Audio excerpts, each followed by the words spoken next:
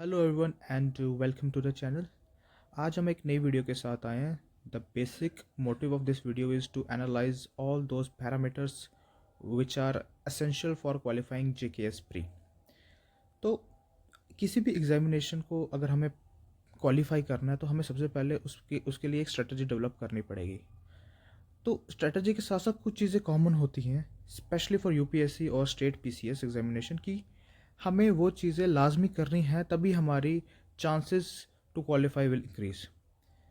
तो अब हम स्टार्ट करेंगे जब कुछ चीज़ों के साथ। सबसे पहले आता है सिलेबस। देखो, सिलेबस एक ऐसी चीज़ है, बिना सिलेबस के तो आप कुछ कर पाओगे भी नहीं। और मुझे लगता है जब भी हम जेकेएस की बात करते हैं तो बहुत से लोगों को सिलेबस इसके बारे में कुछ पता भी नहीं है। बेसिक बेसिक सबको पता, पॉलिटी, इकोनॉमिक्स, ज्योग्राफी, हिस्ट्री, बस। लेकिन ये सिलेबस काफ़ी बड़ा है और मैं आपको बताता हूँ इसमें क्या क्या चीज़ें आती हैं। पॉलिटिक, इकोनॉमिक्स, ज्योग्राफी, हिस्ट्री में भी ancient, medieval, modern and art and culture, ठीक है। उसके बाद इन्वायरमेंट, साइंस एंड टेक में भी दो चीज़ें हैं, एक स्पेस नॉलेज और एक बेसिक साइंस जो 10th क्लास की है, जिसमें फिज़िक्स, केमिस्ट्री एंड बायोलॉजी तीनों आती हैं। उसके अलावा स्कीम्स, आप देखोगे, मैं आपको आने वाली साइट्स में दिखाऊंगा भी कि स्कीम से एक या दो क्वेश्चन आने के बहुत चांसेस होते हैं। उसके बाद करंट अफेयर्स, ठीक है, for obvious reason. JK PSC में ये जम्मू कश्मीर के भी आजकल क्वेश्चंस आते हैं। आप देखोगे दो से तीन क्वेश्चन तो जेके स्पेसिफिक भी होंगे। उसके बाद एक टॉपिक जो बहुत लोगों को कम पता है वो है डेमोग्राफी। आप आने वाली स्लाइड में देखोगे कि हर हर अल्टरनेटिव ईयर में डेमोग्राफी से भी एक क्वेश्चन ज़रूर आता है। तो जब हमें सिलेबस एनालाइज करना है तो हमें ये भी चीज़ एनालाइज करनी है कि कौन से टॉपिक्स इंपॉर्टेंट हैं फॉर एग्जामिनेशन और कौन से जो हैं जिस पे हम कम फोकस कर सकते हैं। बट अगर आप ओपन मेरिट से हो तो छोड़ तो आप किसी चीज़ को सकते नहीं, क्योंकि हो सकता है किसी साल एक चीज़ से ज़्यादा क्वेश्चन आ जाएं और दूसरे सब्जेक्ट से कम आए, और उसके अगले साल जैसे इस बार का अगर आप देखो तो बेसिक साइंस से तकरीबन 16-17 क्वेश्चन थे। तो चीज़ तो कोई भी छोड़ी नहीं जा सकती। बट हाँ, इम्पोर्टेंस किसको ज़्यादा देनी है वो तो ज़रूर आइडेंटिफाई किया जा ही सकता है, ठीक है। तो जब हमारे पास सिलेबस आ गया कि हमें क्या क्या चीज़ पढ़नी है, उसके बाद हमें अगला ध्यान देना है अपने सोर्स पे। सोर्स जब भी हम अपना सिलेक्ट करेंगे तो हमें कुछ चीज़ों के बारे में श्योरिटी होनी चाहिए। सबसे पहले कि वो रेलेवेंट होना चाहिए, क्रिस्प होना चाहिए, solid and updated as per current scenario. अगर हम जैसे अगर आपने सपोज डिसाइड किया कि मैं सबसे पहले एन पढ़ूंगा और फिर कोई स्टैंडर्ड टेक्स्ट बुक पढ़ूंगा। अगर आपने एन पढ़ी, सपोज फॉर एग्जांपल आपने पॉलिटी की एन पढ़ी, फिर आपने पॉलिटी की स्टैंडर्ड बुक भी पढ़ ली, अब आएगी नोट मेकिंग की बारी। तो मैं तो ये सजेस्ट करूँगा कि नोट मेकिंग में जल्दी मत करो। नोट मेकिंग आप जितना डिले करोगे उतना ही बेहतर है। डिले इन द सेंस कि सबसे पहले आप रिवीजन करो उसी टेक्स्ट बुक से, 2 बार रिवीजन के बाद तीसरी बार आप अपने हैंडमेड नोट्स बनाओ। क्योंकि अगर आप पहली बार रिवीजन या पहली बार पढ़ने के साथ साथ नोट बनाने बैठोगे तो आप एक और बुक बना के बैठ जाओगे। मतलब कि एक बुक से पढ़ के जब आप बनाने लगोगे तो वो इतनी भारी बल्कि हो जाएंगे कि वो एक और बुक बन जाएगी, तो उसका कोई चीज़ का फ़ायदा नहीं है। क्योंकि अल्टीमेटली जब एंड में जो चीज़ आती है वो होती है कि कितनी बार आप किसी सब्जेक्ट को रिवाइज कर पाते हो, तभी वो रिटेन करेगी आपके माइंड में। अगर आपके नोट्स बहुत ही ज़्यादा बल्कि हो गए, बहुत ही ज़्यादा हैवी हो गए, तो आप रिवाइज कर नहीं पाओगे, तो वो मेहनत आपकी ज़ाया है। बिकॉज बिना रिवीजन और बिना रिकॉल होने, जब रिकॉल होगा ही नहीं कंसेप्ट आपको वहाँ पे, तो फिर क्या फ़ायदा, ठीक है। उसके बाद जो अगली चीज़ है जो वो है test series and revision. Revision मैंने आपको बता दिया, एटलीस्ट आपको 5 टाइम्स रिवीजन करनी पड़ेगी हर एक सब्जेक्ट की। हर एक सब्जेक्ट की 5-5 बार रिवीजन होगी before sitting to the preliminary examination. तब भी आप अश्योर हो सकते हो कि मैं इस एग्जामिनेशन में कुछ अच्छा कर पाऊंगा। तो उसके साथ आपको लेनी है test series. Test series will help you a lot, I will say that. ये मेरा पर्सनल एक्सपीरियंस है कि अगर आप टेस्ट सीरीज लगाओगे, बेशक आप टेस्ट सीरीज में अच्छा नहीं भी कर रहे, इनिशियली आप तो नहीं अच्छा करोगे, बट विद टाइम आपको पता लग जाएगा कि क्वेश्चंस को कैसे हैंडल करना है, कैसे एलिमिनेट करने हैं ऑप्शंस, और कैसे आपको बाकियों से अच्छा कर पाओगे। ये चीज़ें आपको ये टेस्ट सीरीज ही सिखा सकती है और कुछ भी नहीं, ठीक है। और टेस्ट सीरीज देने से पहले अपने आप को उस माहौल में लाना भी है कि आप एग्जामिनेशन हॉल में ही बैठे हो। टेस्ट सीरीज ऐसे नहीं हो सकती कि आप कैजुअली चलते चलते देख रहे हो क्वेश्चंस और आंसर कर रहे हो ना। प्रॉपर प्रिंट निकालो उसके OMR शीट के, प्रॉपर प्रिंट निकालो टेस्ट सीरीज़ के, और फिर वो OMR शीट को भरो और फिर एंड में उसको एनालाइज करो। टेस्ट दो, टेस्ट को एनालाइज करो और अपने नोट्स पे कुछ अगर नई चीज़ आपको मिलती है तो उसको अपडेट कर दो। तो ये बेसिक सा फंडा है टेस्ट सीरीज़ का। उसके अलावा जो सबसे इम्पॉर्टेंट चीज़ है वो है PYQ analysis, previous year questions को एनालाइज करना बहुत ही अच्छे तरीके से। ये ही आपको बता पाएगा कि आपको किस चीज़ पे फोकस करना है, कौन सा टॉपिक आपको ज़्यादा ध्यान में रखना है।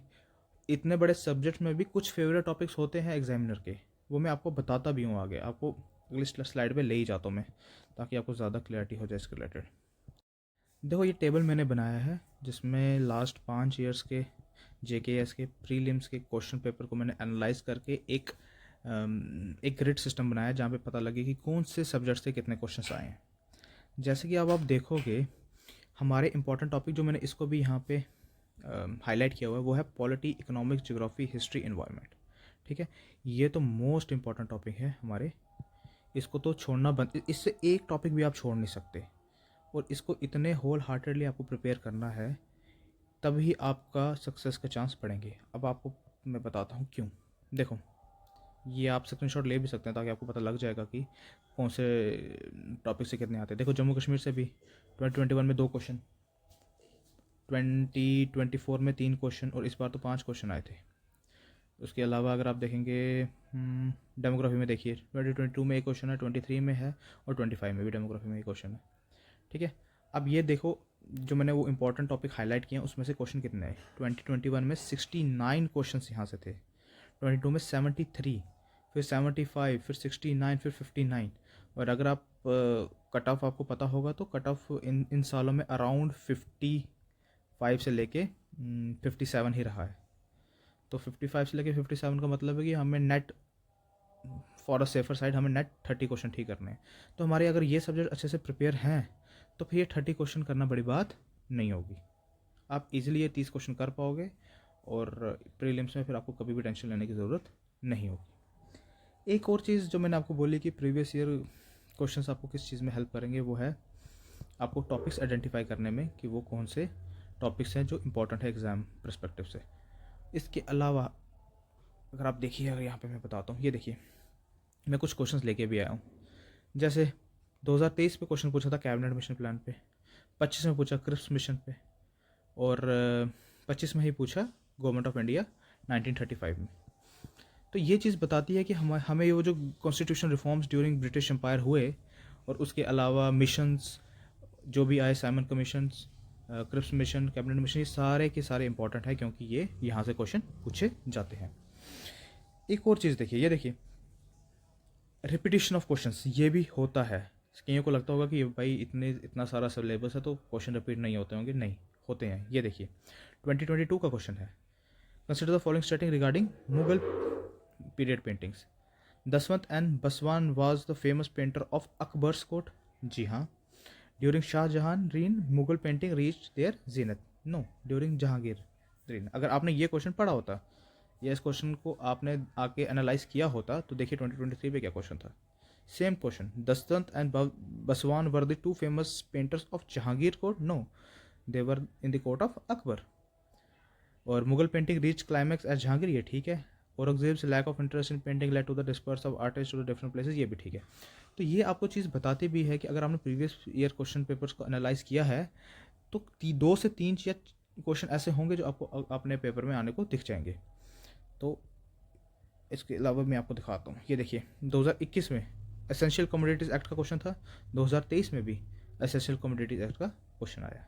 सिमिलरली अगर हम देखें, देखो 2025 में लाइट पे एक क्वेश्चन था, ये सेम कंसेप्ट पे क्वेश्चन था जो 2023 में 2023 पे ये पूछा गया था। अगर किसी ने ये क्वेश्चन पढ़ा था तो ये क्वेश्चन प्रीटी मच डूएबल था। सिमिलरली अब ये देखो ऑर्डर ऑफ प्रेसिडेंस, ये 2024 में भी पूछा गया, 2022 में भी पूछा गया, 2025 में भी पूछा गया। तो दिस शोज़ कि ये टॉपिक इनका फेवरेट टॉपिक है और इसमें से क्वेश्चन आने के बहुत अच्छे चांसेस हैं। कुछ और भी एग्जांपल्स हैं मेरे पास, जैसे ये देखिए expenditure are listed as a charge upon expenditure from consolidated fund of India. तो ये 2024 पे भी आया है, 2025 में भी आया है, ठीक है। उसके बाद तो देखो 2024 में था eastern most longitude of India is, longitude पूछ लिया ईस्टर्न मोस्ट, और यहाँ पे लॉन्गिट्यूडनल एक्सटेंट पूछ लिया 25 में। तो देखो सिमिलर सी चीज़ है। जब हम अब आप जब पढ़ोगे ज्योग्राफी और जब इंडिया की बारी आएगी तो आप उसके eastern most, western most, southern most and northern most coordinates पढ़ोगे, ठीक है। इंडस वैली सिविलाइजेशन अगर आप नोटिस करो तो हर साल इंडस वैली सिविलाइजेशन से एक क्वेश्चन ज़रूर आता है। तो दिस शोज़ कि this topic is very much important. अब देखो एक एग्जांपल और भी है, 2022 पे आर्टिफिशियल सैटेलाइट के ऊपर साइंस पे क्वेश्चन पूछा गया था, 2025 पे भी इस पे क्वेश्चन पूछा गया। तो ये चीज़ें आपको बताती हैं कि प्रीवियस ईयर क्वेश्चन एनालिसिस आपको बताएगा कि आपको किस चीज़ पे ज़्यादा फोकस करना है, कैसे अपनी प्रिपरेशन को इन्हेंस करना है। पढ़ना आसान है बट क्या पढ़ना है वो आपको ये क्वेश्चन प्रीवियस ईयर क्वेश्चन ही बता पाएंगे। इसके अलावा मैं एक चीज़ और आपको बोलना चाहूँगा कि नॉलेज सबके पास होती है। जो वहाँ पे एग्ज़ाम देने बैठा है, जिसने बेसिक पढ़ा है, नॉलेज उसके पास भी है, और नॉलेज जिसने क्वालिफाई करना उसके पास भी है। बट डिफरेंस आता है application of the knowledge. Application जो आपके पास नॉलेज बेस बना है उसको आप कैसे अप्लाई कर पाओगे अपने एग्जामिनेशन हॉल में, डैट मैटर्स। वही चीज़ डिफ्रेंशिएट करता है एक कैंडिडेट को दूसरे कैंडिडेट से। और एप्लीकेशन ऑफ नॉलेज सीखने के लिए आपको टेस्ट सीरीज़ देनी पड़ेगी। जब आप टेस्ट सीरीज़ दोगे आपको पता लगेगा कि मुझे कैसे ऑप्शन एलिमिनेट करने हैं, किस ऑप्शन पे मुझे ज़्यादा तवज्जो देनी है और कैसे मैं क्वेश्चन को हैंडल करूँगा, ठीक है। उसके अलावा अगर आपने ये स्टेप कर लिए पूरे तो यू कैन बी अश्योर्ड कि आपका प्रीलिमिनरी एग्जामिनेशन एटलीस्ट हर बार क्वालिफाई होगा without any problem. So the basic intention to make today's video was to help those individuals who were not able to do good in this preliminary exam, और उनको मैं बता सकूं कि everything is pretty much doable। बस आपको अपनी strategy को दोबारा से सोचना है और उसको उस पर काम करना है, और इन चीज़ों पे अगर आप ध्यान दोगे तो you will surely be successful next time around. उसके अलावा अगर आप बोलोगे कि सब्जेक्ट वाइज प्रिपरेशन स्ट्रेटजी बताओ अपनी, तो अगर आप कमेंट में मुझे लिखोगे तो मैं अगली वीडियो उसी पे बनाऊंगा। हम कुछ सब्जेक्ट उठाएंगे हर वीडियो पे, तो उनका डिटेल एनालिसिस करेंगे, मटेरियल्स पे भी ध्यान देंगे, सोर्सेज पे भी ध्यान देंगे, और प्रीलिम्स और मेंस दोनों की स्ट्रेटजी हम वहाँ पे डिसाइड करेंगे। तो अगर आप चाहते हो कि वो भी चीज़ हो तो please do let me know. So इसी के साथ हम वीडियो को एंड करेंगे। Thanks for watching and have a nice day. So the basic motive of making this video was कि जो बच्चे अगर डीमोटिवेटेड होकर बैठे हैं, जिनका प्रीलिम्स एग्ज़ाम अच्छे से नहीं किया, तो उनकी मैं हेल्प कर सकूं किसी ना किसी तरीके से। तो अगर आपको ये वीडियो अच्छी लगी तो do consider liking it and subscribe to my channel. Thanks for watching, have a nice day.